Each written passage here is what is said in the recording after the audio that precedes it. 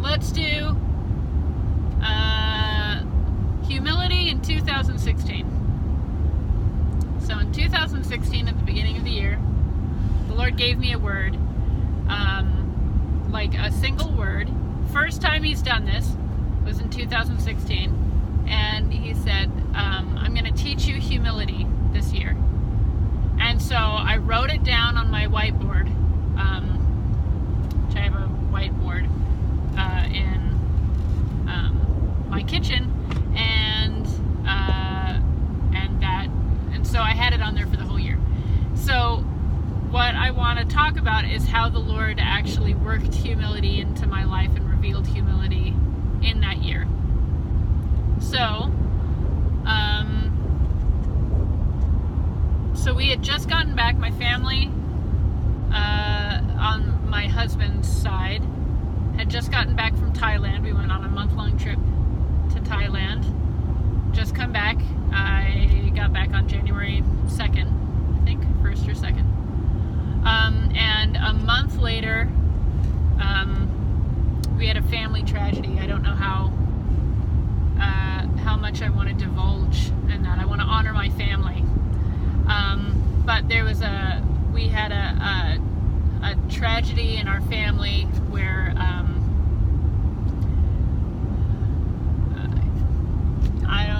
I don't know how to explain it, except that it's a unique, not really, but yeah, unique. No one died or anything, but it changed the way that people saw us as the perception that my family had worked hard in building. I think and worked hard at associating, these attributes to our name. Say we are this kind of family. We're a good Christian family. We are pillars in the community. Like whatever, things like that. This tragedy changed the outlook that some people had to our last name, to members of my family, and because of that, changed a lot of the perspective my family had on how they perceive our community and how do I even explain it? It was a humbling situation. We no longer could stand on the hard work that my family put into making a name for ourselves, proving ourselves as good Christians. Do you know what I mean? I do. I never heard you say it like that. Yeah, I know that when I first came into this family, from being a clerk or went into being a pit that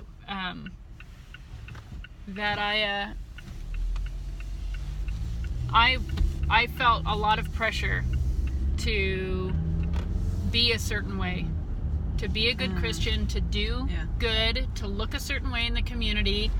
I was telling Taylor this actually the other day, that it was like, temper down your joy, calm down a little bit, stop being so wild and crazy, just put on a good face, and this is who you are now. And that was never outright said to me, of course, but there definitely was a lot of pressure of, this is the way we do things, so do them this way.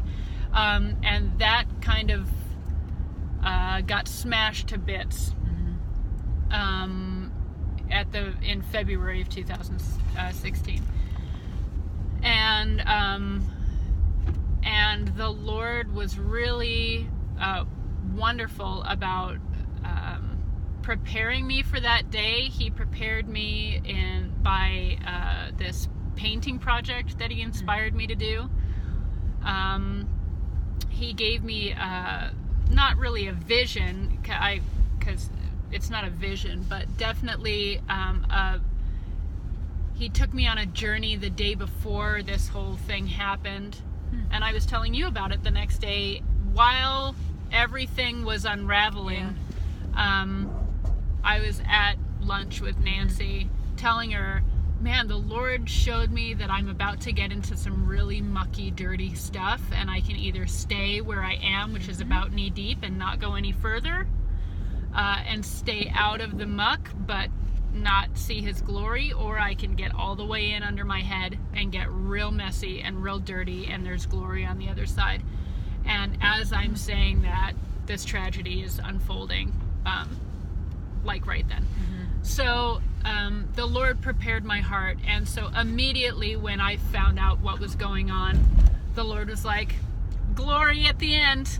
Wow. Messiness now, glory at the end. That's your focus.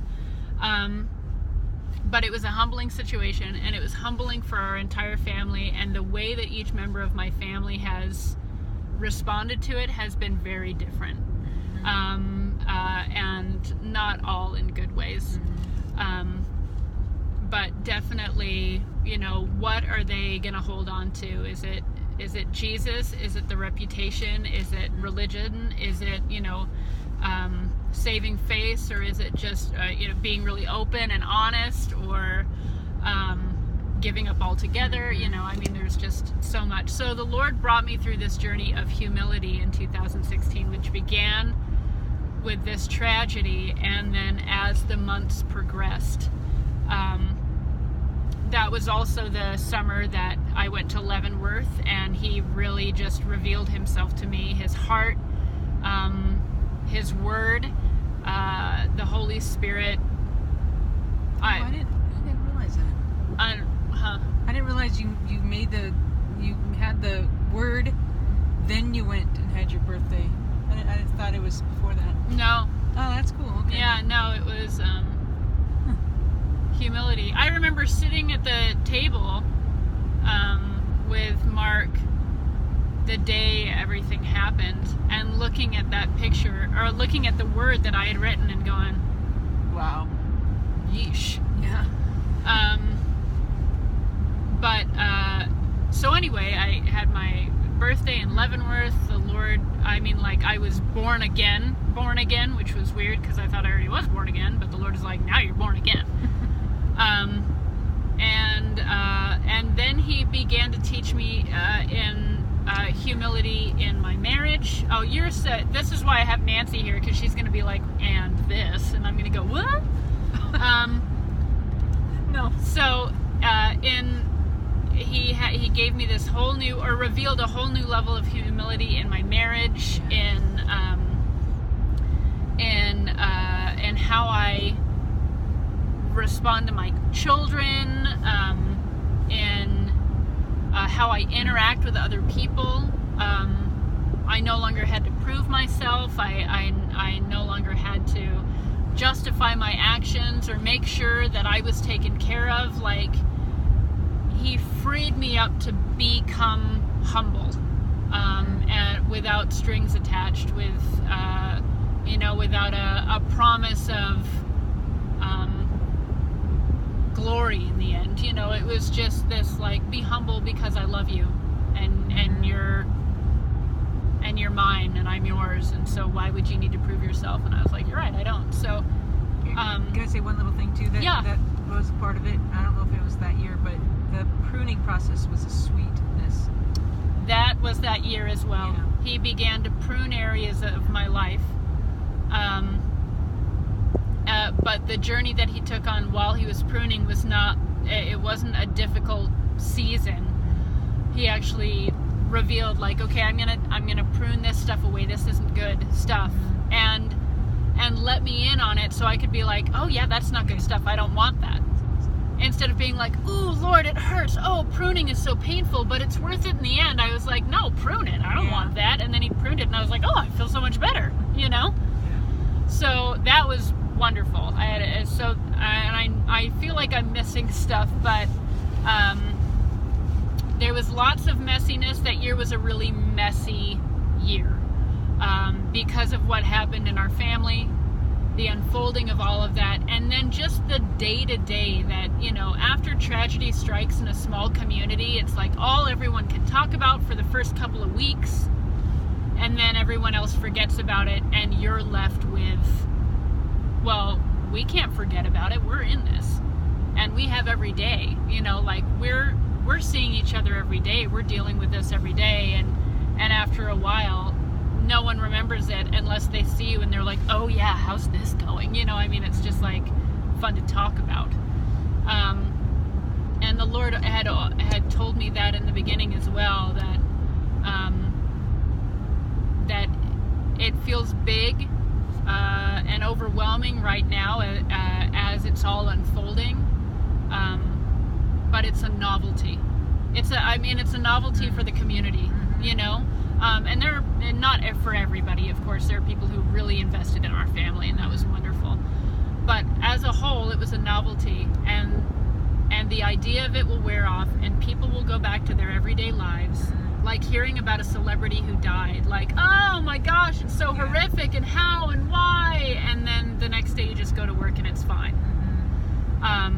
But it wasn't for us, and so he prepared me in that too, like, this is a daily thing, and you're going to be interacting with these, you know, your family members every day, and you're going to have hard conversations almost every day. And truth will need to be spoken, and humility will need to be revealed, and you know, life spoken, and you know, all of that. But it, you know, like, it fades away for everyone else, but it was fresh for over a year, and still can be. It's been 2 now, and it still can be.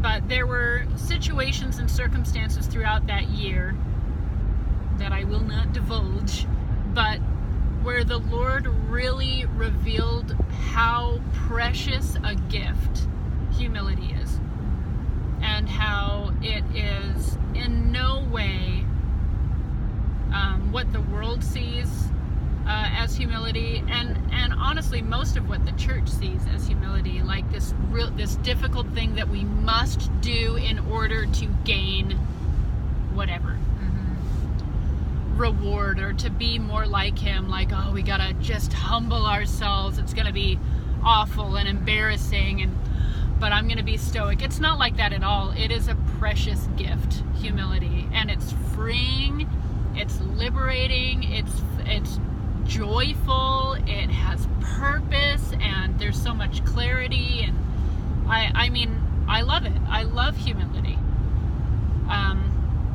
And so he instilled that in me in 2016. Go. Just who God made you to be. He kind of set that in a sweet spot of humility with, you know, you being a public speak, you know, but on stage, kind of, that your desire to, you know, that was a big, not a big thing, but that was a sweet encounter. He did lay, and I agree that foundation. The first word he ever gave me was humility, and so that really, I believe he really laid that foundation of humility, especially because he did also create me to want to speak publicly, to have a comfort and an ability to be able to be on stage or in front of people, and the way that I grew up, man, there was no humility. There was no room for any humility in me. Growing up, that's just not how I was raised. I was just raised in the world. And what's humility? You know, like, no, look at me was the main focus. And so, laying that solid foundation of what a precious gift it is to be humble, so that when he does put me in positions of being able to speak truth and life, and to see real wonderful things happen because he placed me in a spot where he could speak through me, I have to have humility, or else I'll think it's me. He's given me wisdom, and if I enjoy the fruits of what it is to be known as someone with wisdom, that'll destroy me. And that's how I was raised, you know, is to go, yeah, I know I am kind of special, huh? You know, and so that, it's really, wisdom is beautiful and wonderful, and I need it, and I want it, and I have to have it all the time. Yeah, it gives you, like you said, it gives you the freedom for it not to be about you. Yeah. The freedom of it, having nothing to do with me. And then being able to move in his power and his authority and not be weighed down by the burden of how people see me and performing and making sure I've got a right word, because if I don't, I'm going to look like I don't know what I'm talking about. And a lot of times I don't know what I'm talking about, and he's teaching me to like be good with that. That's good too, you know. Was it that year too that he asked you to? Well, Pastor Steve asked you to share at Easter. No, that was last year. That was last year, but that was also an opportunity that kind of like, it's not like you stopped learning about humility. No, it's always building. Yeah, so he's been building on that, because he laid the foundation of humility, and he's been building on that. And so we'll go into what word he gave me